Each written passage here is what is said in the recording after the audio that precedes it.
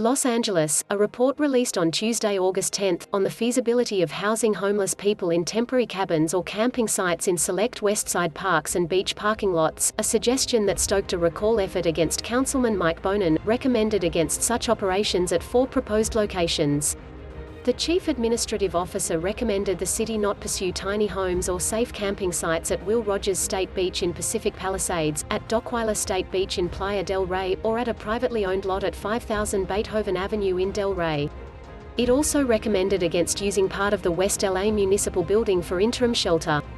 In response, Bonin said he will not push the city to pursue any of the sites deemed infeasible and will instead focus on 4 locations where the CAO's report recommends further assessment: Marina Del Rey Boat Launch Ramp, Parking Lot No. 2, 13,477 Fiji Way, for a tiny home village or safe sleeping site, a vacant lot owned by Culver City, 9415-9425 Venice Blvd, for a joint homelessness intervention with Culver City and the City of Los Angeles, Parcels at LAX for tiny home village or safe sleeping site or safe parking, which would require consultation with the Federal Aviation Administration, and an RV park at Dockweiler, 12001 Vista Del Mar, Playa del Rey, potentially for safe parking.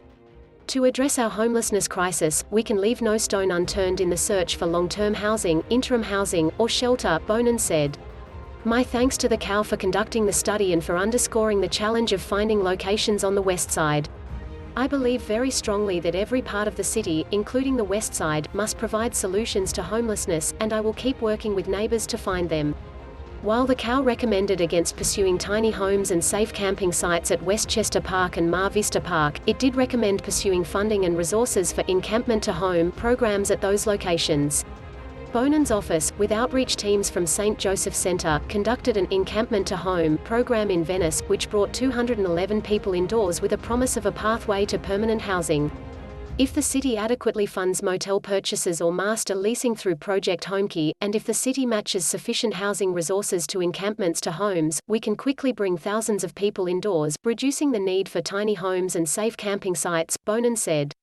That would be tremendous, tangible progress.